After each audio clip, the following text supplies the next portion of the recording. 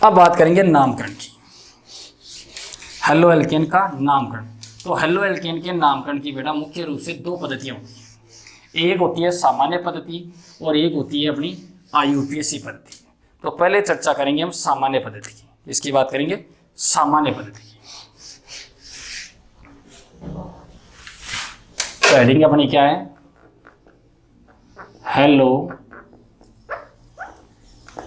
Haloalkane का नामकरण।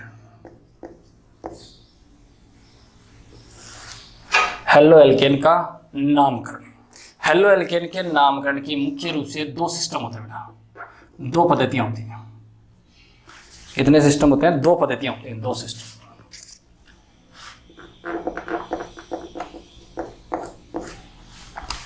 एक का नाम होता है सामान्य पद्धति या जिसको रूढ़ पद्धति बोलते हैं, सामान्य पद्धति।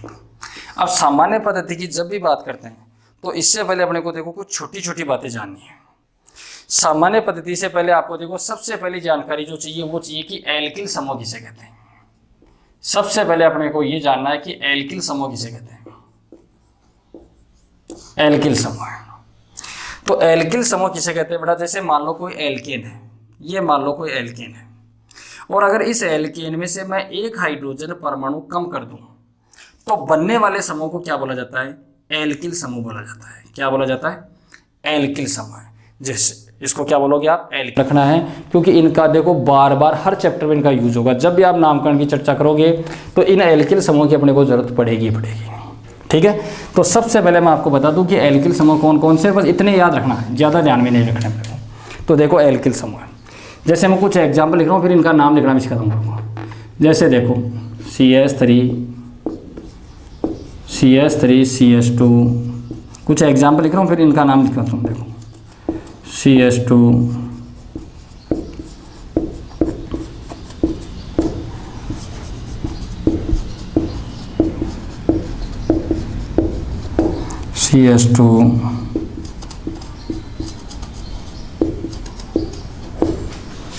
और भी एग्जाम्पल है जैसे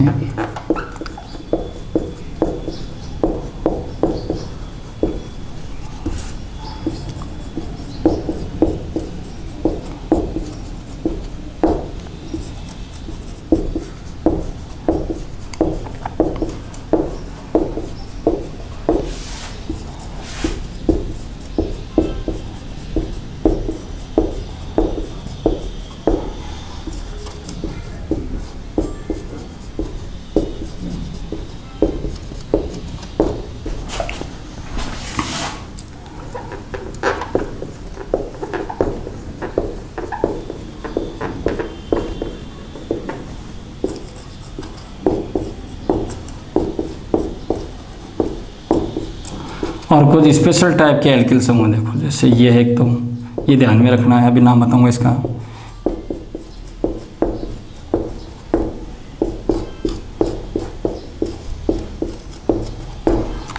ये देखो ये सारे अपने जनरली क्या थे बेटा? एल्केन थे। उन तीन एग्जाम्पलों को छोड़ दो एक बार, उनके अलावा देखो ये सब में देखो कार्बन कार्बन के बीच में क्या बेटा? सिंगल बॉन्ड है।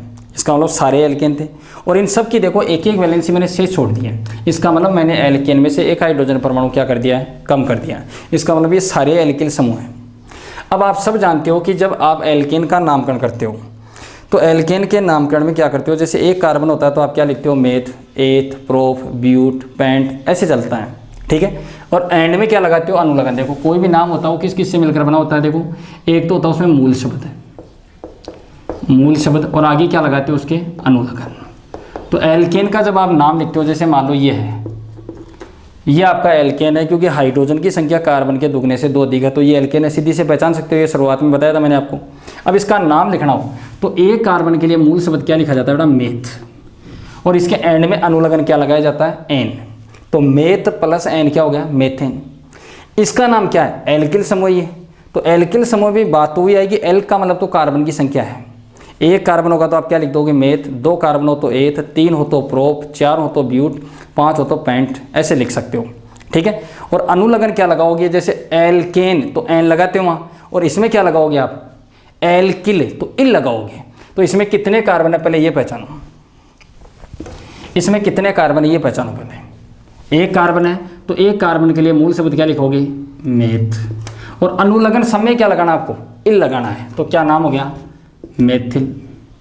इसमें कितने कार्बन है, 2, तो क्या नाम हो गया, एथ। पहले तो 2 कार्बन के लिए एथ और क्या लगा दूं, एथिल। इसमें कितने कार्बन है, 3, तो 3 कार्बन के लिए क्या लिखोगे, प्रोप, और क्या लगाना है, प्रोपिल।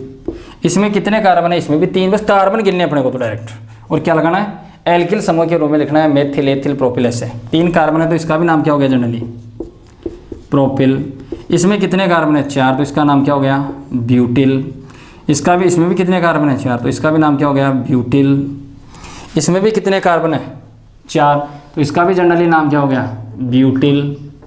इसमें भी कितने कार्बन है, 4, तो इसका भी नाम क्या हो गया, ब्यूटिल। इसमें कितने कार्बन है, 5, तो इसका नाम क्या हो गया, पेंटिल। इसमें कितने हैं, 5, पेंटिल। इसका भी नाम क्या हो गया, पेंटिल। इसमें भी कितने कार्बन है, 5, तो इसका भी नाम क्या हो गया, पेंटिल। इसका भी नाम क्या है, पेंटिल। और ये कुछ स्पेशल आपको अभी मैंने बताया था जब हेलो एल्केन का वर्गीकरण बताया तब जनरल बातें बताई थी। इसका स्पेशल नाम होता है बेटा वाइनिल, इनको अलग से ध्यान में रखना है। इसका नाम होता है एलिल और इसका नाम होता है बेंजिल, इनको तो आपको याद रखना है। ये तो जनरल सी बात हो गई कि ये सारे अपने एल्किल समूह हैं, लेकिन 2 प्रोपिल हो सकते हैं क्या, दोनों की स्ट्रक्चर अलग अलग है। तो सामान्य पद्धति में देखो जब नाम लिखा जाता है तो इनके पहले कुछ शब्द लिखे जाते हैं, कुछ पूर्व लगन इनके पहले लगाए जाते हैं। देखो अनुलगन का मतलब होता है पीछे लगाना, और इनके पहले क्या किए जाते हैं, कुछ शब्द पूर्व लगन जोड़े जाते हैं जिनका मतलब होता है, जैसे एक तो आपका एन, आइसो, नियो, सेकेंडरी और टर्सरी, ये सब जोड़े जाते हैं। क्योंकि 2 प्रोपिल नहीं हो सकते, 4 ब्यूटिल, क्योंकि स्ट्रक्चर तो अलग अलग है, नाम सेम हो सकता है, तो ऐसा तो संभव है नहीं। तो जब सामान्य पद्धति में बेटा नामकरण किया जाता है तो इन 5 शब्दों का यूज़ किया जाता है जनरली। अपने होते तो बहुत सारे हैं लेकिन अपने को 5 शब्दों की जरूरत पड़ेगी। अब एन का प्रयोग कब करते हैं, देखो जब एक सिद्धि, देखो 1 डिग्री कार्बन पर जब एक हाइड्रोजन, क्योंकि आपने एल्केन में से एक हाइड्रोजन परमाणु कम किया है,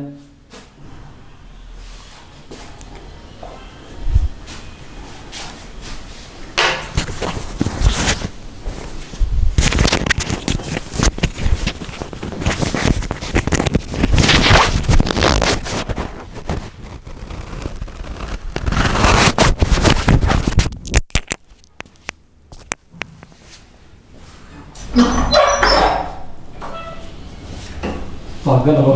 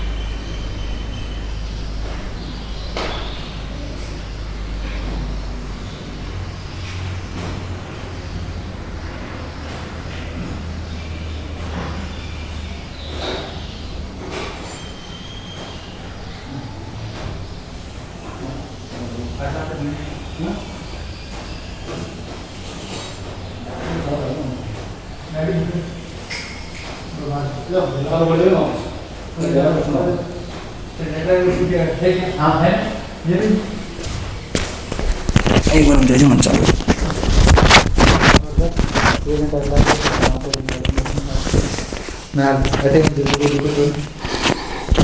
आवाज़ कती का वजह बताओ पूरी बाहर देख लीजिए हाँ भाई तो बताए आवाज़ को ध्यान भड़कने कत्ता बोलना कहीं से सही है आवाज़ को ध्यान पड़े 20 स्थिति में हूँ मेरी वापस अब कर दो चलो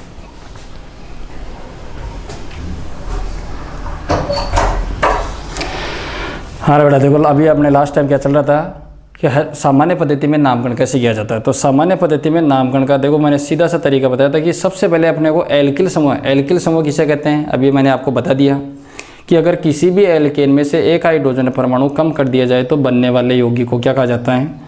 एल्किल समूह है। अब अपना लास्ट टाइम चल रहा था पॉइंट है कि सामान्य पद्धति में देखो कुछ पूर्व लग्नों का उपयोग किया जाता है बेटा, कुछ शब्दों का उपयोग किया जाता है इनके नाम से पहले। तो देखो 1 डिग्री कार्बन पर, क्योंकि देखो अगर 1 डिग्री कार्बन पर एक हाइड्रोजन कम है तो आप किस किस का उपयोग कर सकते हो?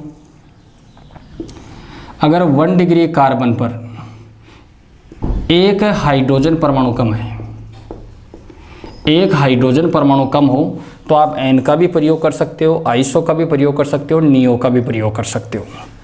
अगर 2 डिग्री कार्बन पर एक हाइड्रोजन कम है, 2 डिग्री कार्बन पर एक हाइड्रोजन परमाणु कम है तो आप किसका प्रयोग करोगे? सेकेंडरी या द्वितीयक शब्द का।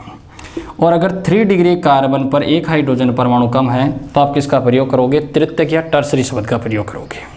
लेकिन अब मेन समस्या आती है कि 1 डिग्री कार्बन पर जब एक हाइड्रोजन परमाणु कम होता है तो एन आइसो नियो में से प्रयोग किसका करना है? ये बात अपने समस्या आती है थोड़ी सी। तो एन का प्रयोग कब करोगे? जब 1 डिग्री कार्बन पर एक हाइड्रोजन परमाणु कम हो और एक सीधी कार्बन श्रृंखला में 2 से ज़्यादा कार्बन हो। दोबारा सुन लो, 1 डिग्री कार्बन पर एक हाइड्रोजन परमाणु क्या होना चाहिए? कम होना चाहिए, सीधी बात है। और एक सीधी कार्बन श्रृंखला में क्या हो? 2 से ज़्यादा कार्बन हो तो आप किसका प्रयोग करोगे? एन का। आइसो का प्रयोग कब करोगे? जब 1 डिग्री कार्बन पर एक हाइड्रोजन परमाणु क्या हो? कम हो और एक ही कार्बन पर 2 मेथिल समूह, एक ही कार्बन पर क्या हो बेटा? 2 मेथिल समूह। लेकिन शर्त क्या होनी चाहिए? 1 डिग्री कार्बन पर एक हाइड्रोजन परमाणु कम होना चाहिए और एक ही कार्बन पर अगर 2 मेथिल समूह तो समझना आप किसका प्रयोग करोगे? आइसो का। नियो का प्रयोग कब करोगे? जब एक ही कार्बन पर 3 मेथिल समूह, एक ही कार्बन पर 3 मेथिल समूह और 1 डिग्री कार्बन पर एक हाइड्रोजन परमाणु क्या हो? कम हो, तब आप किसका प्रयोग करोगे? नियो का। दोबारा समझ लो, एन आइसो नियो का प्रयोग कब किया जाता है? जब 1 डिग्री कार्बन पर एक हाइड्रोजन परमाणु क्या हो बेटा? कम हो। एन का प्रयोग कब? इनमें भी एन का प्रयोग कब? जब 1 डिग्री कार्बन पर एक हाइड्रोजन परमाणु कम हो और एक सीधी कार्बन श्रृंखला में क्या हो? 2 से ज़्यादा कार्बन हो। आइसो का प्रयोग जब 1 डिग्री कार्बन पर एक हाइड्रोजन परमाणु कम हो और एक ही कार्बन पर 2 मेथिल समूह उपस्थित हो तो आइसो का प्रयोग करोगे। नियो का प्रयोग कब करोगे? जब 1 डिग्री कार्बन पर एक हाइड्रोजन परमाणु कम हो और एक ही कार्बन पर कितने मेथिल समूह? 3, तो नियो का। अगर 2 डिग्री कार्बन पर हाइड्रोजन कम है तो द्वितीयक शब्द का, और 3 डिग्री कार्बन पर हाइड्रोजन कम है तो तृतीयक शब्द का। देखो इधर सबसे पहले ये पहचानो कि इनमें से 1 डिग्री कार्बन कौन सा है, 2 डिग्री कौन सा और 3 डिग्री कार्बन कौन सा है। देखो एक ही कार्बन है तो ये कौन सा कार्बन है? 1 डिग्री कार्बन। इसमें देखो ये कार्बन है, जिस कार्बन पर एक हाइड्रोजन कम हुआ है वो उस कार्बन से डायरेक्ट एक ही तो कार्बन जुड़ा हुआ है, तो ये भी कार्बन कौन सा है? 1 डिग्री। ये देखो जिस कार्बन पर हाइड्रोजन कम हुआ है उससे डायरेक्ट तो एक ही जुड़ा हुआ है, ये तो इससे जुड़ा हुआ है आगे, तो ये कार्बन भी आपका कौन सा है? 1 डिग्री। कौन से कार्बन पर एक हाइड्रोजन कम है? 2 डिग्री पर। कौन से कार्बन पर हाइड्रोजन कम है? 1 डिग्री। कौन से कार्बन पर हाइड्रोजन कम है? 1 डिग्री। कौन से कार्बन पर हाइड्रोजन कम है? 2 degree, 3 degree, 1 degree, 1 degree, 1 degree, 1 degree और 2 डिग्री और 3 डिग्री। यही थे अपने पास, पहली बात पहचान ली। इसका मतलब 1 डिग्री, 1 डिग्री, 1 डिग्री। इसका मतलब देखो जो रूल लग रहे हैं एन आइसो नियो से द्वितीयक और तृतीयक, इनका प्रयोग कम कर 3 कार्बन से पहले तो इनका लेना देना ही नहीं है, क्योंकि 3 कार्बन कम से कम होनी चाहिए। तो देखो इसका नाम तो क्या रहेगा? मेथिल। इसका नाम क्या रहेगा? एथिल। अब ये 1 डिग्री कार्बन है और एक सीधी कार्बन श्रृंखला में कितने हैं कार्बन? 2 से ज़्यादा हैं, तो किसका प्रयोग करोगे आप इससे पहले? N propyl. इसका सही नाम क्या हो जाएगा? N propyl. कौन से कार्बन पर हाइड्रोजन कम है? 2 डिग्री पर, तो इसका सही नाम तो होना चाहिए था क्या? द्वितीयक। पर 2 डिग्री कार्बन पर है हाइड्रोजन कम, तो प्रयोग तो होना चाहिए था यहाँ पर किसका? द्वितीयक शब्द का। लेकिन इसको क्या माना जाता है केमिस्ट्री में? अपवाद माना जाता है। इसके लिए किसका यूज़ किया जाता है बेटा? फिर भी आइसो का उपयोग किया जाता है। क्या नाम हो गया इसका? आइसोप्रोपिल। कौन से कार्बन पर हाइड्रोजन कम है? 1 डिग्री और एक सीधी कार्बन श्रृंखला है, तो क्या लगाओगे पहले? पूर्व लगन एन। कौन से कार्बन पर हाइड्रोजन कम है? 1 डिग्री पर है, सीधी बात है, और एक ही कार्बन पर 2 मेथिल समूह भी है कि नहीं? सीधी श्रृंखला तो नहीं है, तो किसका प्रयोग करोगे? आइसो का प्रयोग करोगे। तो क्या नाम हो गया? आइसोब्यूटिल। कौन से कार्बन पर हाइड्रोजन कम है 2 डिग्री, तो क्या लगा दो पहले द्वितीयक, सही नाम क्या हो गया द्वितीयक ब्यूटिल। कौन से कार्बन पर हाइड्रोजन कम है 3 डिग्री, तो क्या नाम हो गया तृतीयक ब्यूटिल। कौन से कार्बन पर हाइड्रोजन कम है 1 डिग्री। अब 1 डिग्री आती है, 3 कंडीशन आती है एन, आइस और नियो। तो एक सीधी कार्बन श्रृंखला नजर आ रही है कि नहीं, एक कार्बन क्या एक ही कार्बन पर कहीं 2 मेथिल समूह नजर आ रहे हैं क्या, नहीं। एक ही कार्बन पर 3 मेथिल समूह नजर आ रहे हैं क्या, नहीं। एक सीधी श्रृंखला है जिसमें 2 से ज़्यादा कार्बन है और 1 डिग्री कार्बन पर क्या है एक हाइड्रोजन परमाणु क्या है कम है, तो किसका प्रयोग करूँ एन। कौन से कार्बन पर हाइड्रोजन कम है 1 डिग्री पर और एक ही कार्बन पर 2 मेथिल समूह भी हैं, तो क्या लगाऊं आइसो, तो क्या नाम हो गया आइसोपेंटिल। कौन से कार्बन पर हाइड्रोजन कम है 1 डिग्री, देख लो ये कार्बन डायरेक्ट इसी कार्बन से जुड़ा हुआ, तो ये 1 डिग्री कार्बन है और एक ही कार्बन पर कितने मेथिल समूह 3, तो किसका प्रयोग करूं नियो। इसका मतलब सीधी सी बात है 5 कार्बन से पहले कभी भी नियो नहीं आएगा। कौन से कार्बन पर हाइड्रोजन है कम है 2 डिग्री, तो किसका प्रयोग करूं द्वितीयक। कौन से कार्बन पर हाइड्रोजन कम है 3 डिग्री, तो किसका प्रयोग करूं तृतीयक। और इनका मैंने आपको बता दिया, इनको स्पेशली तौर पर याद रखना आपको। तो एल्किल समूह सबके समझ में आ गए होंगे, methyl, ethyl, n propyl, isopropyl, n butyl, isobutyl, द्वितीयक ब्यूटिल, तृतीयक butyl, n pentyl, isopentyl, neopentyl, द्वितीयक पेंटिल, तृतीयक पेंटिल, वाइनिल, एलिल और बेंजिल। हो गया। अब जहाँ पर आपने एक हाइड्रोजन परमाणु अगर कम किया है, एल्केन में से आपने एक हाइड्रोजन कम किया है और उस हाइड्रोजन के स्थान पर अगर मैं हेलोजन समूह जोड़ दूं, कोई भी हेलोजन जोड़ दूं, जैसे मान लो मैंने जोड़ दिया क्लोरीन, ब्रोमीन, आयोडीन, क्लोरीन, हर जगह मान लो मैंने क्लोरीन जोड़ दिया, कुछ भी जोड़ सकते, 4 हेलोजन होते हैं, चारों में से कोई भी जोड़ दो, ये हेलोजन जोड़ दिए, ये हेलोजन जोड़ दिए, तो ये क्या बन गया अब हेलो एल्केन। बना कि नहीं बना, क्योंकि एल्केन में से आपने क्या पढ़ा था, एल्केन के हेलोजन उत्पन्न को आप क्या बोलते थे हेलो एल्केन। अगर आपने एल्केन में से एक हाइड्रोजन कम किया और उतनी संख्या में अगर आपने हेलोजन जोड़ दिए तो वो सारे क्या बन गए, ये हेलो एल्केन बने कि नहीं बने। अब हेलो एल्केन का नामकरण की बात करें तो सामान्य पद्धति में, तो सामान्य पद्धति में क्या नाम होता है alkyl halide, alkyl halide. Mono halo alkane का सामान्य पद्धति में क्या नाम होता है बेटा, एल्किल हैलाइड नाम होता है। एल्किल समूह आपको बता दिए सारे, ये एल्किल समूह हैं। आगे हैलाइड, हैलाइड 4 होते हैं, क्लोराइड, ब्रोमाइड, आयोडाइड और फ्लोराइड। तो हैलाइड तो जानते हो, कौन सा हैलाइड है क्लोराइड, तो क्या नाम हो गया मेथिल क्लोराइड। इसका नाम क्या हो गया एथिल ब्रोमाइड,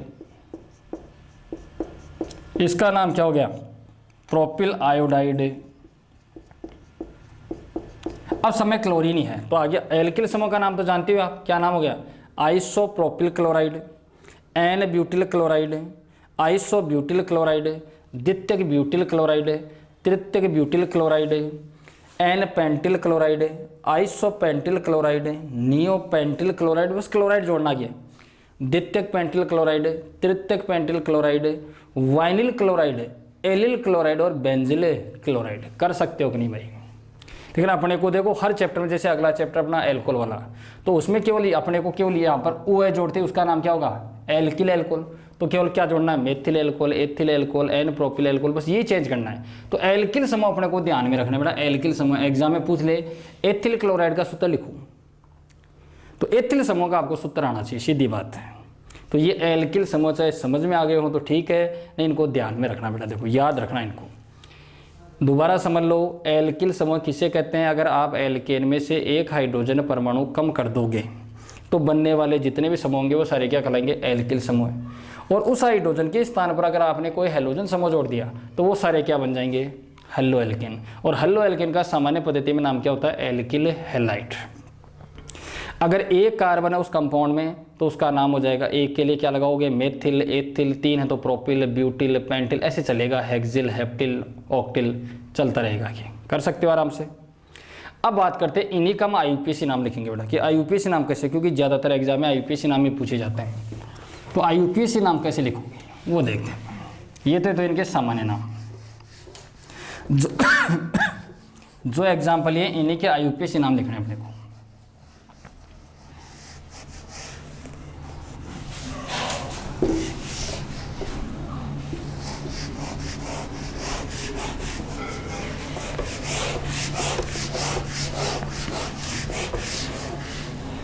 इनके आईयूपीएसी नाम देखो।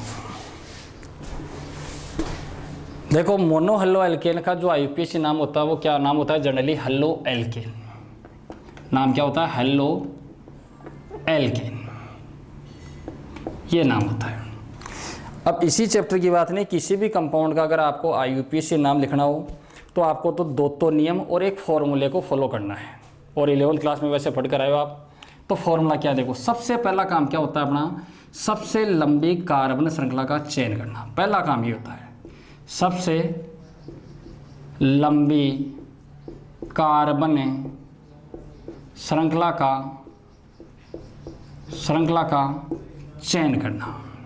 पहला काम यही करना है। किसी भी कंपाउंड का अगर आपको आईयूपीएसी नाम लिखना है तो पहला काम अपना क्या होगा? सबसे लंबी कार्बन श्रृंखला का चयन करना है। अब श्रृंखला का चयन कैसे करें? तो देखो ध्यान रखना, सबसे ज़्यादा जो प्रायोरिटी दी जाती है वो किसको दी जाती है? फंक्शनल ग्रुप, क्रियात्मक समूह को। अगर आपके कंपाउंड में क्रियात्मक समूह है तो आपको ऐसी लंबी श्रृंखला का चयन करना है जिसमें क्रियात्मक समूह क्या हो? उपस्थित हो, चाहे वो कार्बन श्रृंखला छोटी क्यों ना रह जाए। सबसे ज़्यादा प्रायोरिटी किसको देनी है? क्रियात्मक समूह को। अगर क्रियात्मक समूह नहीं हो मान लो उस कंपाउंड में, तो उसके बाद डबल बॉन्ड या ट्रिपल बॉन्ड को क्या दी जाती है? प्रायोरिटी दी जाती है, वरीयता दी जाती है कि उस लंबी श्रृंखला में या तो डबल बॉन्ड होना चाहिए या क्या होना चाहिए? ट्रिपल बॉन्ड है। अगर डबल बॉन्ड या ट्रिपल बॉन्ड भी नहीं है तो उसके बाद आप प्रायोरिटी किसको दोगे? सब्स्टिट्यूट, प्रतिस्थापी को, प्रतिस्थापी को दोगे। ठीक है। और आपके हेलोजन क्या कहलाते हैं बेटा? ये न तो कोई फंक्शनल ग्रुप है, इनको क्या बोलते हैं? पूर्व लगन प्रतिस्थापी बोलते हैं। तो अपने को तो यही चेक करना है कि प्रतिस्थापी, सबसे पहले आपको ऐसी श्रृंखला का चयन करना है जिसमें ज़्यादा से ज़्यादा क्या हो? शाखाएं हों। ठीक है। दूसरा, पहला काम क्या है? सबसे लंबी कार्बन श्रृंखला का चयन करना। चयन करने का तरीका क्या होगा? सबसे ज़्यादा प्रायोरिटी किसको दी जाएगी? क्रियात्मक समूह को। क्रियात्मक समूह अगर उस कंपाउंड में नहीं है तो उसके बाद डबल बॉन्ड या ट्रिपल बॉन्ड को। ये भी नहीं हो तो उसके बाद प्रतिस्थापियों को। ठीक है। दूसरे काम क्या करना अपने को? तो पहला काम कर देते हैं, सबसे लंबी कार्बन श्रृंखला का चयन करो। तो सबसे लंबी कार्बन श्रृंखला यही है इसमें, तो क्योंकि ये न तो क्रियात्मक समूह है, इसमें डबल बॉन्ड है, ना कोई ट्रिपल बॉन्ड है। तो सबसे पहले तो क्या करना है, क्योंकि ये तो प्रतिस्थापी है, तो सबसे लंबी कार्बन श्रृंखला का चयन कर लो, यही है। इसमें लंबी कार्बन श्रृंखला ये है, इसमें लंबी कार्बन श्रृंखला ये है अपने पास, इसमें लंबी लगातार कार्बन होनी चाहिए। इसमें लंबी कार्बन श्रृंखला ये है, इसमें ये है, इसमें लंबी कार्बन श्रृंखला ये है। लंबी श्रृंखला का चयन कर लो, ये रही। इसमें लंबी कार्बन श्रृंखला ये रही, चाहे नीचे ले आओ। इसमें लंबी कार्बन श्रृंखला ये रही, इसमें लंबी कार्बन श्रृंखला ये रही, इसमें ये रही।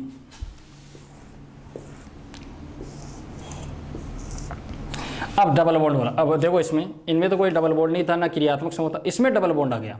तो इसमें लंबी कार्बन श्रृंखला ये है बेटा, इसमें लंबी कार्बन श्रृंखला ये है, और इसके बारे में थोड़ी देर बाद अलग से चर्चा करेंगे। ठीक है।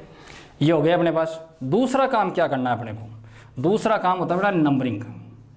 जिस श्रृंखला का आप चयन करते हो उसकी हमेशा क्या करनी होती है आपको? नंबरिंग। और नंबरिंग का भी तरीका सेम यही है।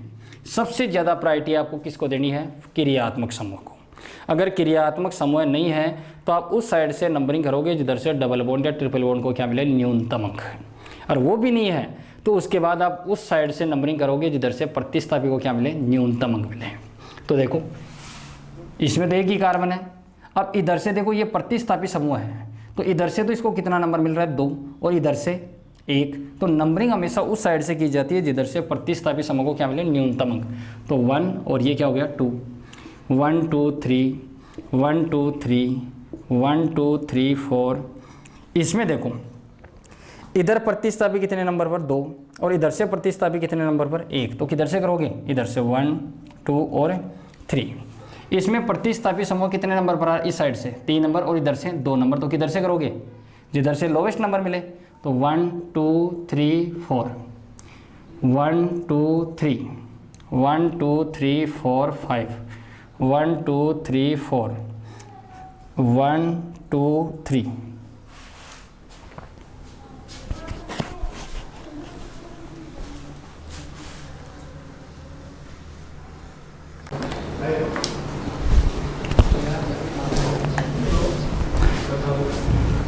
तो दूसरा देखो बेटा, मैंने क्या बता रहा था लास्ट टाइम में आपको, नंबरिंग। तो नंबरिंग का देखो सिस्टम, नंबरिंग हमेशा उस साइड से की जाती है जिधर से फंक्शनल ग्रुप को क्या मिले, न्यूनतम अंक। अगर क्रियात्मक समूह नहीं है उसमें तो उधर उस साइड से नंबरिंग करोगे जिधर से डबल बॉन्ड या ट्रिपल बॉन्ड को क्या मिले, न्यूनतम अंक। और वो भी नहीं हो तो हमेशा उस साइड से नंबरिंग की जाती है जिधर से प्रतिस्थापी को क्या मिले, न्यूनतम अंक मिले।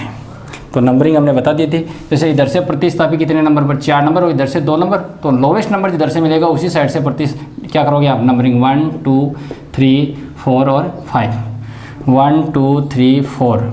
अब यहाँ आ गया डबल बॉन्ड, तो डबल बॉन्ड को प्रायोरिटी देनी है क्योंकि प्रतिस्थापी तो बाद में है, पहले ज़्यादा प्रायोरिटी किसको देनी है, डबल बॉन्ड को। जिधर से डबल बॉन्ड को न्यूनतम अंक मिलेगा उसी साइड से आप क्या करोगे, नंबरिंग। तो इधर देखो, इस साइड से डबल बॉन्ड 1 नंबर और इधर से भी डबल बॉन्ड 1 नंबर, लेकिन इधर से जब दोनों साइड से सेम नंबर मिल रहा है तो फिर किसको देखना है, प्रतिस्थापी को। इधर से प्रतिस्थापी कितने नंबर पर, 2, और इधर से 1 नंबर, तो 1 और ये 2। इधर देखो, इस साइड से डबल बॉन्ड कितने नंबर पर है, 2, और इस साइड से 1 नंबर, तो किधर से नंबरिंग करोगे, जिधर से डबल बॉन्ड को क्या मिले, लोवेस्ट नंबर, 1 2 3। हो गया काम। तीसरा काम क्या करना, अपने को फॉर्मूला समझना है। सबसे पहले लिखा जाता है, देखो बेटा, पूर्व लगन। क्या होता है, पूर्व लगन। उसके बाद होता है मूल शब्द,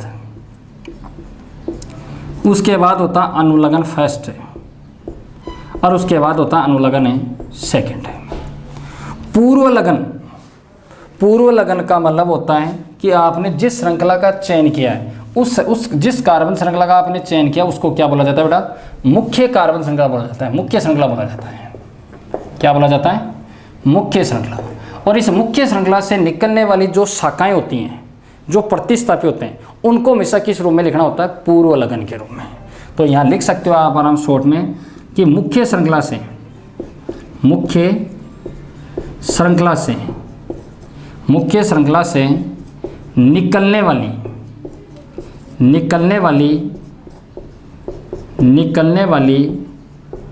शाखाओं को पूर्व लगन के रूप में लिखा जाता है, और नंबर सहित लिखा जाता है। ये भी ध्यान रखना, उसका पोजीशन भी बतानी पड़ेगी अपने को।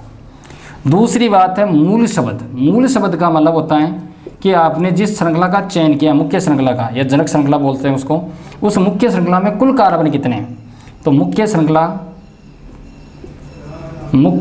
में कुल कार्बन की संख्या को कौन प्रदर्शित करेगा, मूल शब्द। अगर मुख्य श्रृंखला मान लो 1 कार्बन है तो वहाँ पर मूल शब्द आप लिखोगे मेथ। अगर 2 कार्बन हो तो लिखोगे एथ, 3 कार्बन हो तो लिखोगे प्रोप, ब्यूट, पेंट, फिर आगे आप जानते हो। अनुलग्न फर्स्ट का मतलब क्या है कि आपने जिस कार्बन श्रृंखला का चयन किया है उसमें कार्बन कार्बन के मध्य सिंगल बॉन्ड है कि डबल बॉन्ड है कि ट्रिपल बॉन्ड है, बंध की प्रकृति कैसी है। अगर मान लो सपोज करो आपने जिस श्रृंखला का चयन किया उसमें कार्बन कार्बन के बीच में अगर सिंगल बॉन्ड है मान लो, तो आप अनुलग्न फर्स्ट का यूज़ क्या करोगे, एन। अगर कार्बन कार्बन के बीच में डबल बॉन्ड है तो क्या लगा दोगे, इन। और कार्बन कार्बन के बीच में अगर ट्रिपल बॉन्ड है तो क्या लगा दोगे, आयन। क्लियर। और अनुलग्न सेकंड की अपने को जरूरत पड़ेगी नहीं, क्योंकि अनुलग्न सेकंड किसको दर्शाता है, फंक्शनल ग्रुप के अनुलग्न को दर्शाता है। तो क्रियात्मक समूह तो है ही नहीं इसमें, तो अपने को तो 3 की जरूरत पड़ेगी। एक क्या होगा, पूर्व लगन, एक मूल शब्द, और एक अनुलग्न है फर्स्ट। तो देखो इधर देखो, सबसे पहले इसमें देखो क्या लिखना अपने को, फॉर्मूले देखो, पूर्व लगन। तो पूर्व लगन कौन है, अब हेलो देखो, हेलो एल्केन। तो हेलो का मतलब क्या होगा, जो पहले लगते हैं, तो हेलो का मतलब हो गया क्लोरो, ब्रोमो, आइडोर, फ्लोरो। 4 ही हेलो है अपने पास, क्लोरो, ब्रोमो, आइडोर, फ्लोरो। तो ये कौन सा है यहाँ पर, तो हेलो कौन है यहाँ पर, प्रतिस्थापी है पूर्व लगन। तो इसको पहले लिखना है, तो क्या लिखो यहाँ पर, क्लोरो। पहला काम हो गया। उसके बाद क्या दिया गया है, मूल शब्द। तो मूल शब्द का मतलब क्या है, मुख्य श्रृंखला में कुल कार्बन की संख्या कितनी है, तो 1 ही कार्बन है, और 1 कार्बन होता है तो मूल शब्द क्या लिखते हो, मेथ। तो यहाँ लिख दो मेथ। तीसरी बात है अनुलग्न फर्स्ट। तो अनुलग्न फर्स्ट किसको दर्शाता है कि आपने जिस श्रृंखला का चयन किया उसमें कार्बन कार्बन के बीच सिंगल बॉन्ड है, डबल बॉन्ड है, ट्रिपल बॉन्ड है। तो सिंगल बॉन्ड है तो क्या लगा दें, एन। तो मेथ प्लस एन क्या हो गया, मेथेन। तो क्या नाम हो गया, क्लोरोमेथेन। दूसरा एग्जाम्पल देखो, सबसे पहले क्या लिखना है, पूर्व लगन। तो पूर्व लगन कौन है, ब्रोमो, एक ही है शाखा, तो ये लिख दिया ब्रोमो। पोजीशन भी बता सकते हो, 1 को बताने की जरूरत नहीं होती है। दूसरी बात, मूल शब्द क्या, इसमें कितने कार्बन है बेटा, 2। तो 2 के लिए मूल शब्द क्या होगा, एथ। और कार्बन कार्बन के बीच सिंगल बॉन्ड है तो क्या लगाओगे अनुलग्न फेस्ट एन, तो क्या नाम हो गया ब्रोमो एथेन। अब डायरेक्ट भी लिख सकते हो आप, कोई दिक्कत ही नहीं है। हेलो एल्केन, तो हेलो जानते हो आप, हेलो कौन कौन से हैं, और जितने कार्बन बनते हैं उनको एल्केन के रूप में लिख दो। जैसे इसमें देखो हेलो कौन है, आइडो, और टोटल कार्बन कितने हैं 3, तो 3 कार्बन के लिए क्या लिखोगे मूल शब्द प्रोप, और कार्बन कार्बन के बीच क्या है सिंगल बॉन्ड, तो क्या नाम हो गया प्रोपेन, आइडो प्रोपेन। इसमें देखो आपका प्रतिस्थापी जो है वो कितने नंबर पर है 2, तो 2 नंबर की पोजीशन बतानी पड़ेगी, तो 2 क्लोरो। आपने जिस श्रृंखला का चयन किया उसमें कुल कार्बन कितने हैं 3, तो 3 कार्बन के लिए मूल शब्द क्या हो गया बेटा प्रोप। और अनुलग्न फेस्ट क्या है इसमें, कार्बन श्रृंखला में कार्बन कार्बन के बीच क्या है सिंगल बॉन्ड, तो क्या लगा दें एन, तो क्या नाम हो गया 2 क्लोरो प्रोपेन। इसमें देखो क्लोरो कितने नंबर पर है 1, तो लिखना चाहो तो लिख सकते हो 1 क्लोरो। और आपने जिस श्रृंखला का चयन किया कार्बन श्रृंखला का उसमें कुल कार्बन कितने हैं 4, तो क्या लिख दूं ब्यूट, और वही क्या लगाना एंड में एन। इसमें देखो आपने जिस श्रृंखला का चयन किया उससे कितने प्रतिस्थापी कितनी शाखाएं निकल रही हैं 2, एक का नाम है क्लोरो और एक का नाम है मेथिल, क्योंकि एल्किल समूह आप जानते हो मेथिल एथिल ये भी क्या होते हैं प्रतिस्थापी होते हैं। अब क्लोरो और मेथिल 2 जब प्रतिस्थापी समूह आ जाएंगे तो उनमें से आप हमेशा ध्यान रखना जब दोनों सेम हो तो क्या लगा देते हैं डाई ट्राई ऐसे यूज करते हैं, लेकिन जब दोनों प्रतिस्थापी समूह अलग अलग हों तो अंग्रेजी वर्णमाला के अकॉर्डिंग लिखा जाता है उन्हें। अंग्रेजी वर्णमाला में जो पहले आएगा उसको पहले प्रतिस्थापी को और जो बाद में आएगा उसको बाद में। तो एक तो है क्लोरो और एक नाम क्या है मेथिल, दोनों में से पहले कौन आता है क्लोरो, तो क्लोरो की पोजीशन बताओ 1 क्लोरो। और भी है क्या कोई शाखा, एक शाखा और है क्या नाम है 2 मेथिल, और भी है कोई शाखा नहीं। तो अब देखो आपकी मुख्य श्रृंखला में कुल कार्बन कितने हैं 3 ही हैं, तो क्या लिखूं प्रोप, और लास्ट में अपनी तरफ से क्या लगाना है अनुलग्न फर्स्ट क्या है एन, तो क्या नाम हो गया 1 क्लोरो 2 मेथिल प्रोपेन। इसमें कितनी शाखाएं नजर आ रही हैं 1, और कितने नंबर पर है वो 2, तो क्या लिखूं 2 क्लोरो। आपने जिस कार्बन श्रृंखला का चयन किया उसमें कुल कार्बन कितने 4, तो क्या लिखूं यहाँ पर ब्यूट, और एंड में क्या लगा दूं एन, क्या नाम हो गया 2 क्लोरो ब्यूटेन। इसमें देखो कितनी शाखाएं नजर आ रही हैं आपको 2, एक है क्लोरो और एक कौन है मेथिल, और दोनों ही कितने नंबर पर है 2 नंबर पर। अब दोनों में से पहले किसको लिखोगे जो अंग्रेजी वर्णमाला में पहले आता है, तो पहले कौन आता है क्लोरो, तो क्या लिखूँ 2 क्लोरो, पोजीशन जरूर बतानी है। उसके बाद 2 मेथिल, 2 क्लोरो 2 मेथिल। और भी है कोई शाखा नहीं। आपने जिस श्रृंखला का चयन किया उसमें कुल कार्बन कितने हैं 3 ही हैं, तो क्या लिखूँ प्रोप, और कार्बन कार्बन के बीच में क्या बेटा सिंगल बॉन्ड, तो क्या लगा दूं एन, तो क्या नाम हो गया 2 क्लोरो 2 मेथिल प्रोपेन। अगला देखो कितनी शाखाएं नजर आ रही हैं एक ही है, तो क्या लिखो यहाँ पर 1 क्लोरो, और आपकी मेन श्रृंखला में कितने कार्बन हैं 5, तो क्या लिखूँ पेंट, और अनुलग्न फर्स्ट क्या लगाऊँ एन, क्या नाम हो गया 1 क्लोरो पेंटेन। अगले कंपाउंड में देखो कितनी शाखाएं नजर आ रही हैं 2, एक है क्लोरो और एक क्या है मेथिल, तो पहले किसको लिखोगे क्लोरो, तो क्या लिखूँ 1 क्लोरो 1 क्लोरो। मेथिल कितने नंबर पर है 3, तो 3 मेथिल है, और आपकी मूल श्रृंखला में कितने कार्बन है 4, तो क्या लिखूँ ब्यूट, और कार्बन कार्बन के बीच सिंगल बॉन्ड, तो क्या लिख दूँ ब्यूटेन।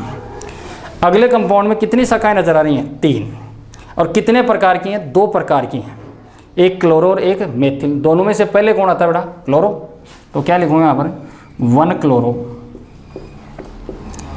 अब मेथिल समूह कितने नंबर पर है कितने 2, तो जितनी बार कोई समूह होता है उतनी बार उसकी पोजीशन बताई जाती है, तो यहाँ पर क्या लिखूँ 2 दोनों ही हैं, और कितने 2, तो अगर कोई समूह अगर 2 बार आता है तो उसके लिए क्या लगा दोगे डाई, 3 बार आ जाए तो ट्राई, 4 बार आ जाए तो टेट्रा, तो क्या लगाऊँ इसके पूर्व लगन क्या लगाना पड़ेगा डाई, और नाम क्या है मेथिल।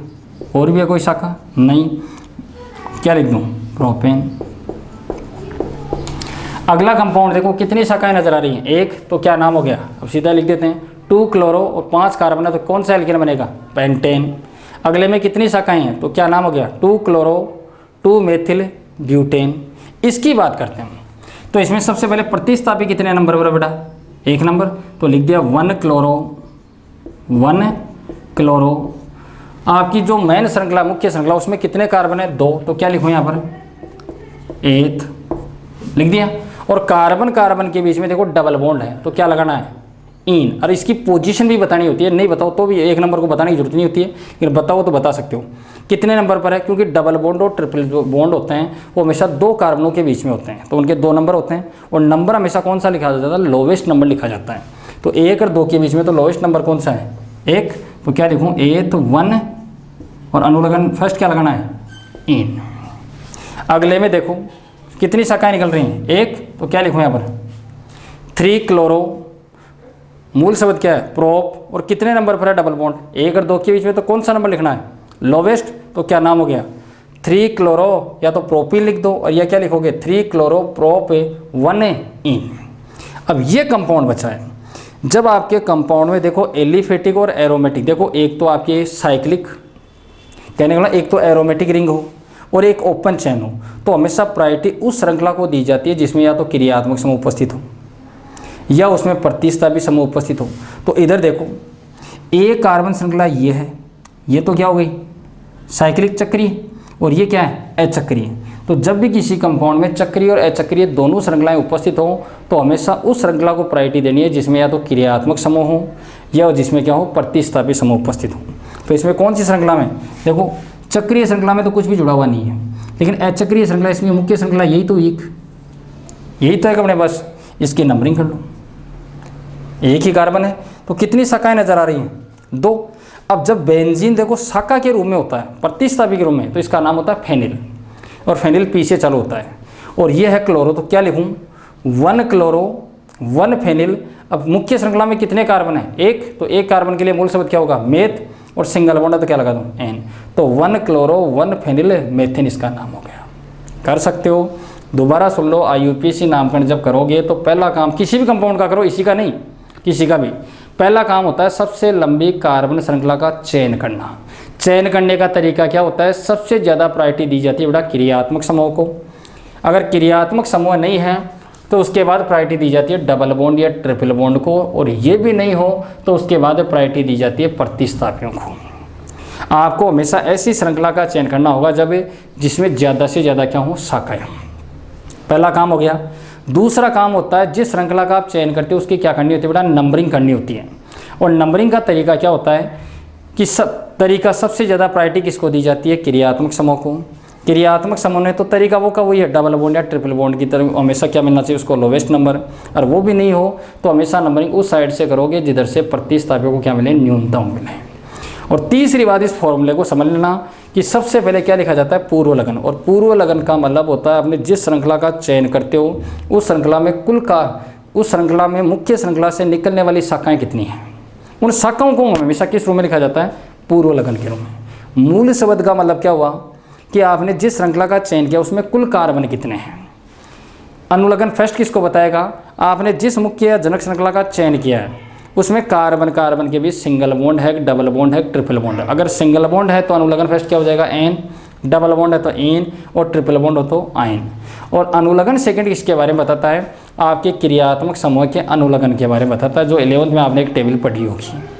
ठीक है, तो ये अपना IUPAC नामकरण था हेलो एल्केन का।